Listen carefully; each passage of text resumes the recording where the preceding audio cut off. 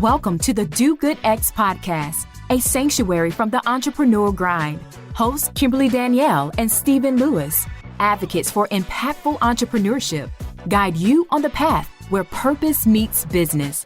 Join us to slow down, reconnect, and explore the challenges of under-resourced entrepreneurs, uncovering the unique journey of building businesses that make a difference. Now, your hosts. Welcome to the Do Good X podcast. I am Kimberly Danielle, a community builder, coach, and communication strategist, and I am your host for the day. We are so glad that you are here and tuning in. If this is your first time, thank you for checking us out. And if you are a loyal listener, we appreciate you continuing to journey with us and join us in this first season of our podcast. Now, if you haven't listened to our most recent episode with founder of PrepTel and College Prep U, Jay Johnson, do yourself a favor and check it out. The episode highlighted the journey of pivoting customers, leaning into your faith, scaling your business, becoming a two-time founder, and so much more. Now, the conversation was so rich that we have provided more from that recording in our episode today. So today is a little different. It's a different type of episode, but we wanted to make sure we provided you with additional content from the conversation that just might add value to your journey. Check out the highlights today, but be sure to go back and listen to last week's episode if you are looking for more insight from a tech founder who is doing good. What are 1 to 2 tips you would give entrepreneurs who are looking to start a second business because you are a two-time founder? Those who have a business up and running, what would you say to them? Because I imagine just listening to you and your story, it's a lot. It's a lot. I think that, one of the biggest challenges that I had when building Prep Intel was that I knew that College Prep you could fund Prep Intel. Like I literally could have just cut a check to myself. Well, from College Prep U to Prep Intel, no one would have said anything outside of my accountant and my lawyer maybe, and funding it. And what I decided to do was, the way I run College Prep U is nice of a round table, right? All my people that work with me, I don't look at them as just they're not my employees. We're all stakeholders, right? I go get the money, the knowledge or whatever it is, that need to get the company running, and they do a lot of the execution. They do a lot of the community development.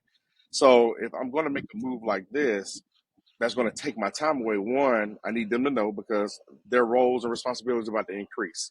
And then from a financial side, I need to make sure that it just makes sense, because you can have this great idea and you can jump on it and you think, oh man, my company's good. But if I really truly remove myself from this company, will it fail? Because I'm the heart of it. And so, and then even like just from a leader standpoint, if I remove myself, from the company to pursue this other endeavor, then what is that going to do to my staff? Like, what is it going to do to my stakeholders? Like, and not even just the people who work with me, but even the community partners that we have, and as well as the contracts that we have.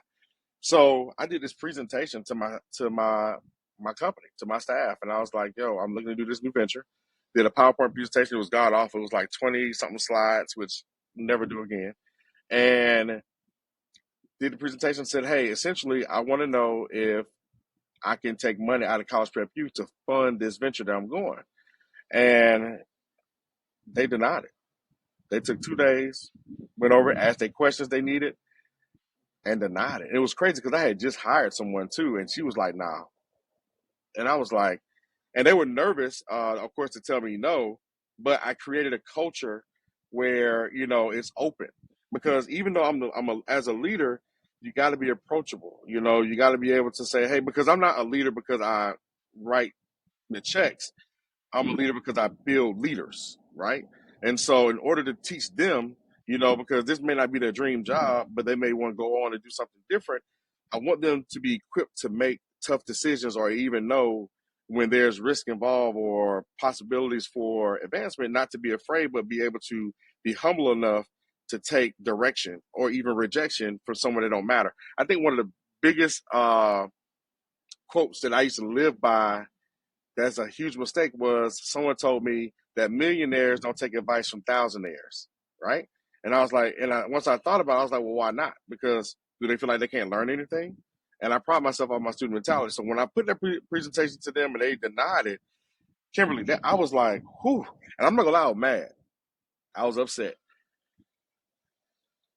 But there was like, well, Jay, you laid out that, some of the biggest risk is that, people will fund it and they'll skip steps in tech companies. You don't know that much about tech. So you'll take this money and you've been good, you're a good steward over it, but we just don't want you to be like, well, you know what? I don't have to do that. I can just hire someone else to do it. And you just spin it out there that way. And you don't pay attention to the details. And you built this by bootstrapping. So we know you can do it again.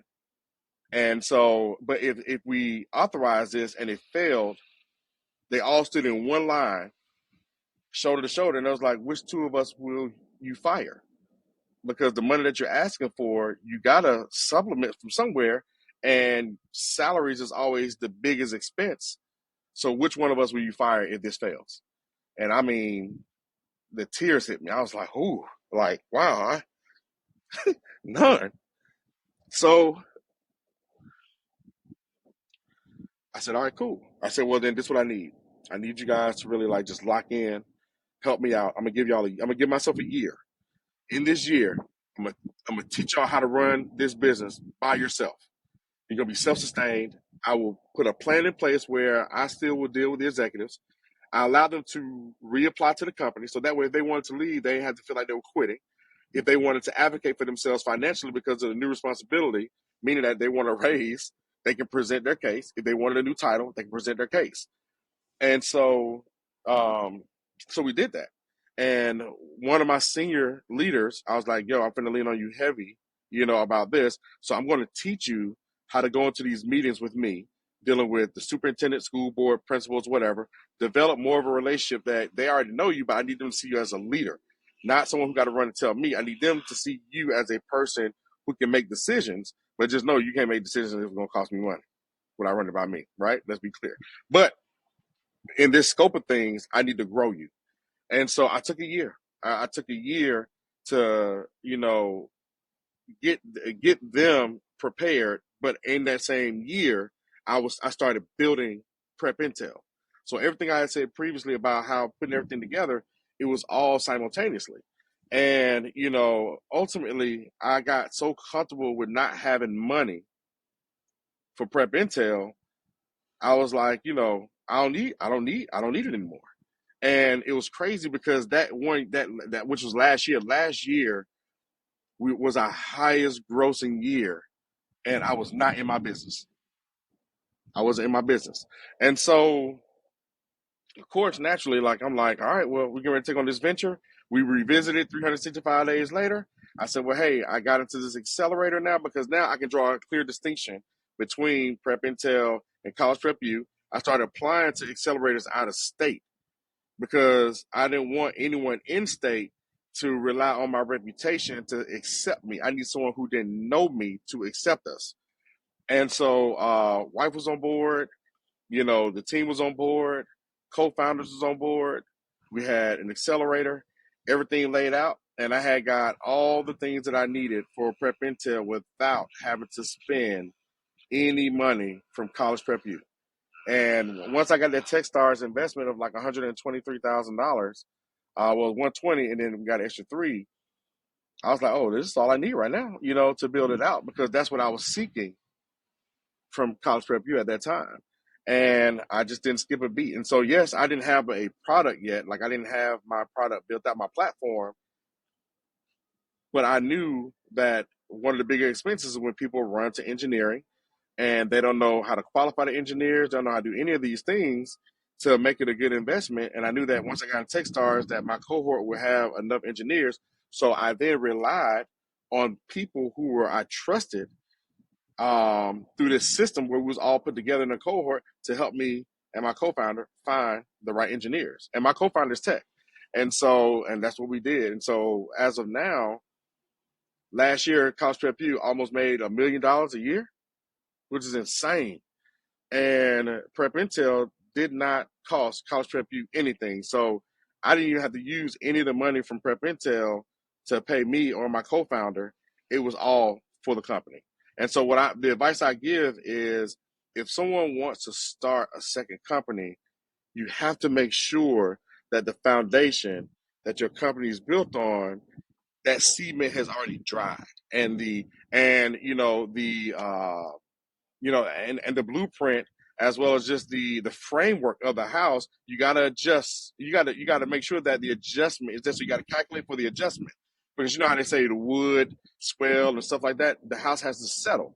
Once the house settle and you've done your due diligence, do not remove the ability to learn from others. Even if you know everything in that area, you got to be willing to not only take criticism, but also be willing to learn, because sometimes some things just come back at you and you ain't thought about it so long, but it's very easy and elementary that when you see it, you're like, man, and just stick to the foundation. Just stick to the foundation, and then that can help you. But don't surround yourself with people who are your friends and family and think that they're going to be the ones to help you with this venture, or they're going to be the ones these going to be your customers or clients, but you can't rely on them. You'll only get upset with them. Find a different group of individuals who can literally tell you, no, this is stupid.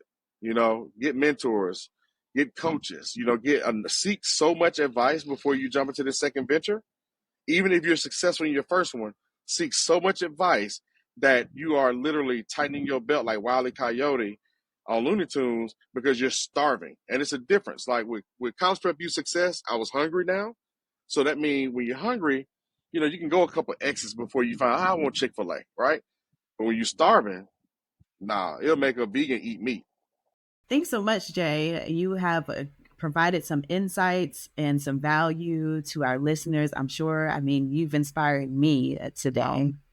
Now, for those of you listening in, if you have enjoyed what you've heard today and you want to learn more about ways to connect with us and other entrepreneurs on the journey like Jay, go to dogoodx.org. Here you can subscribe to our email to keep posted on our resources to help you build a business for good. Thanks again for joining us. Until next time, be well and do good.